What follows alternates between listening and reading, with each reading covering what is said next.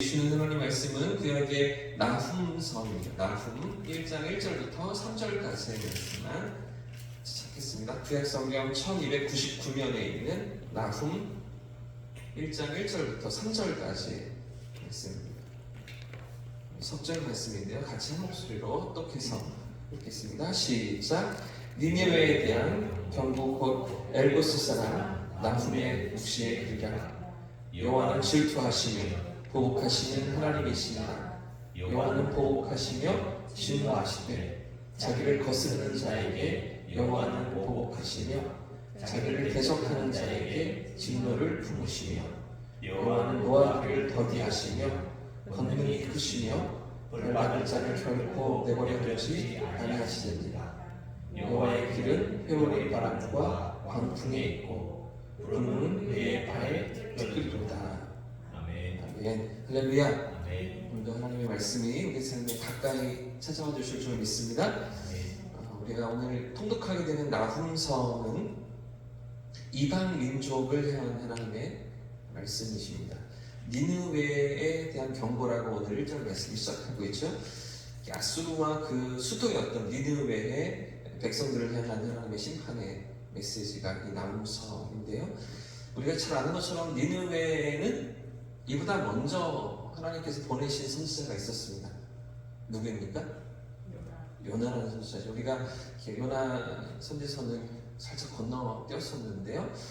요나 선지자를 먼저 하나님께서 이 니느웨에 보내셨고, 이 요나의 외침을 듣고서 회개하며 이미 하나님의 심판을 한 번 피했던 그런 경험이 있는 그런 니느웨 백성들입니다. 지금 나훔 선지자가 이 말씀을 선포하던 때는 요나 선지자의 외침이 있은 이후에 약 150년의 시간이 흐른 뒤입니다. 그러니까 시간적인 간격이 좀 있죠. 한참 시간이 지나서 주님 오시기 전 약 660년경에 이 나훔 선지자가 하나님의 말씀을 대면했던 그런 상황인 것입니다. 자, 그런 사이에 어떤 일들이 있었을까요? 요나의 외침이 있고 외침으로 말미암아서 원래는 사흘길을 다니면서 외쳐야 하는 그런 큰 성읍이었는데 요나가 하루밖에 외치지 않았잖아요. 그런데도 불구하고 왕으로부터 모든 백성들이 죄를 뒤집어 쓰고 옷을 찢으며 회개하는 그런 삶의 모습을 하나님께서 보시면서 그들을 심판하시려는 모든 계획들을 돌이키시고 그들을 긍휼히 여기십니다. 자, 그런 일들이 있고 나서 이 아수르가 북이스라엘을 패망시킵니다. 주전 722년에 아수르에 의해서 북쪽이 열지파 반이 먼저 멸망당하게 되고요.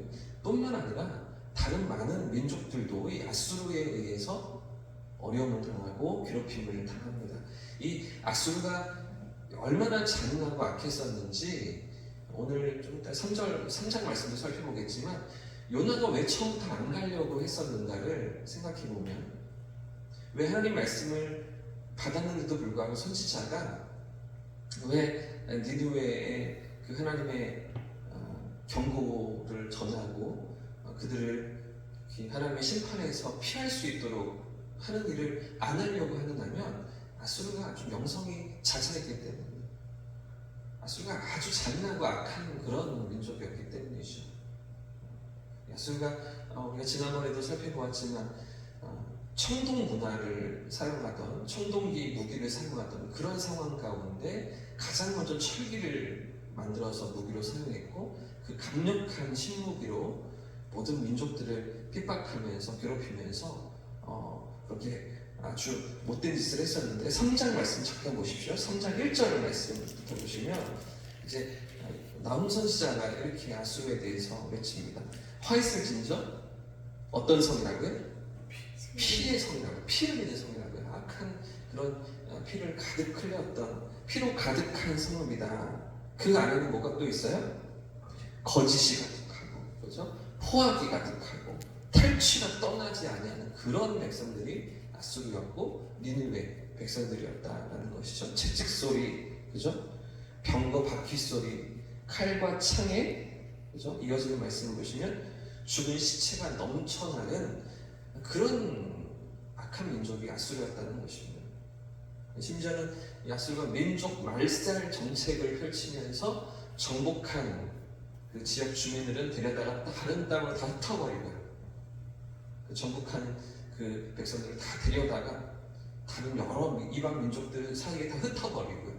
그 지역에는 또 다른 민족들을 데려다 놓으면서 다 섞어버리고 혼혈로 만들어버린 것이죠. 그래서 남유다 백성들이 이 북이스라엘을 바라보면서 사마리아 땅을 바라보면서 개보다 못하게, 짐승보다 못하게 여기면서 더 이상 성종을 하지 않으셨다는 거예요. 하나님의 선미로서의 그 정체성을 잃어버리고 이방 민족들과 섞였다라고 생각하면서 그 사마리아 땅은 지나가지도 않는 그런 역사적인 배경이 다 이 아수르 때문에 생겨나게 됩니다. 아무튼 이 아수르의 이 포악함은 150년 전 긍휼을 베푸시고 하나님의 그 용서하심을 경험했던 그런 은혜를 전혀 기억하지 않고요, 여전히 또 자기 교만함과 높아진 마음으로 하나님의 진노를 쌓고 있던 것인데요. 그래서 결국은 이렇게 거역하고 범죄했던, 하나님을 떠나고 폐역했던 북이스라엘을 징계하기 위해서 하나님이 아수르를 몽둥이로 사용하셨지만, 그러나 매를 다 쓰고 나면, 매를 다 사용하고 나면 어떻게 됩니까? 이 매가 버려지는 거죠. 더 이상 쓸모가 없는 것입니다. 아수르를 들어서 이스라엘을 치게는 하셨지만, 저는 하나님의 말씀이 무엇입니까? 왜 이렇게 세게 때렸냐는 것입니다. 내 백성을, 내 자녀들을 왜 이렇게 모질게 때렸느냐 이렇게 말씀하시면서, 자, 오늘 2절 말씀, 우리 함께 읽었던 1장 2절 말씀을 같이 한번 읽어보겠습니다. 시작. 여호와는 질투하시며 보복하시는 하나님이시니라. 여호와는 보복하시며 진노하시되 자기를 거스르는 자에게 여호와는 보복하시며 자기를 대적하는 자에게 진노를 품으시며. 여호와는 질투하시는 하나님이시죠. 보복하시는 분이라는 겁니다. 보복하시며 진노하시는데 누구에게 진노하십니까? 자기를 거스르는 자에게, 자기를 대적하는 자에게 보복하신다는 거죠. 이게 무슨 말입니까? 이스라엘은 내 자녀라는 거죠. 내 아들이라는 것입니다. 내 아들을 네가 이래도 심히 때렸다, 이렇게 아프게 때렸다는 것입니다. 그것을 보복하시고 그것을 갚으시겠다 하나님께서 말씀하시는데요. 자, 2장으로 또 넘어가 보십시오. 자, 2장 2절 말씀을 보시면 구체적으로 하나님의 그 뜻이 드러나고 있습니다. 2장 2절 같이 읽습니다. 시작. 여호와께서 야곱의 영광을 회복하시되 이스라엘의 영광 같게 하시나니 이는 약탈자들이 약탈하였고 또 그들의 포도나무가지를 없이 하였습니다. 누구의 영광을 회복하십니까? 그렇죠. 당신의 자녀들의 영광입니다. 당신의 백성들의 영광입니다. 이스라엘의 영광을 다시 회복시켜내겠다, 하나님 말씀하시는 것이죠. 약탈당하고 괴롭힘을 당하고 모든 수치와 아픔을 당한 그들이라도 여전히 내 자녀라는 것입니다. 내 백성이라는 것입니다. 그렇기 때문에 하나님 그분이 보복하시고 원수를 갚아주시고 다시 그 끌려간 백성들을 일으켜내겠다, 하나님 말씀하시는데요. 사랑하는 여러분, 그렇기 때문에 이 나훔서 역시도 아수르의 심판에 대해서 말씀하시는 것 같지만, 아수르 백성들에게 말씀하시는 것 같지만, 사실은 결국은 누구에게 말씀하시는 것입니까? 당신의 백성들에게 말씀하시는 거죠. 이스라엘 백성들에게, 포로로 사로잡혀간 그 백성들에게 말씀하시는 거죠. 660년이니까 아직 남유다는 뭐 건재해 있는, 그렇죠? 아직 한 80년간에 그래도 더 하나님께서 기회를 주시는 상황이고요. 북이스라엘은 이미 사라지고 없지만 그 포로로 끌려간 백성들, 아수르에 의해서 이곳저곳으로 흩어진 그 괴로운 가운데 있는 그 백성들에게 하나님 말씀하고 계시는 거죠. 그 모든 이스라엘 백성들에게 결국은 내가 일으켜내겠다, 내가 너를 회복시키며 다시 건지겠다고 주님 말씀하고 계시는 것입니다. 아무리 멀리 쫓겨나 어두운 가운데 있는 백성이라 할지라도, 어떤 괴로움과 아픔 가운데, 어떤 절망적인 상황 가운데 그들이 들어가 있을지라도 누가 건지십니까? 그럼 그들을 찾아가셔서 일으키시고 다시 돌려놓으시는 그 손길이 누구의 손길입니까? 우리 하나님의 손길이시죠. 할렐루야. 이방 민족은요, 몽둥이로 쓰여지고 그리고 버림받는 겁니다. 그러나 하나님의 백성은 어떻습니까? 하나님의 백성은 몽둥이로 맞는 것 같지만 괴로움을 당하는 것 같지만 죄의 쓴뿌리로 인해서 하나님의 다루심을 경험하기도 하지만 그러나 그 징계 시간이 다 지나면 하나님의 그 모든 연단의 시간을 마치면 다시 일으키시는 것이죠. 다시 회복시키시는 것입니다. 할렐루야. 왜 그렇습니까? 그분의 자녀이기 때문입니다. 그분의 사랑받는 백성이기 때문입니다. 오늘 새벽에도 우리가 그 사랑 안에 있음을 붙들 수 있기를 주님의 이름으로 축복합니다. 때로는 우리를 연단하십니다.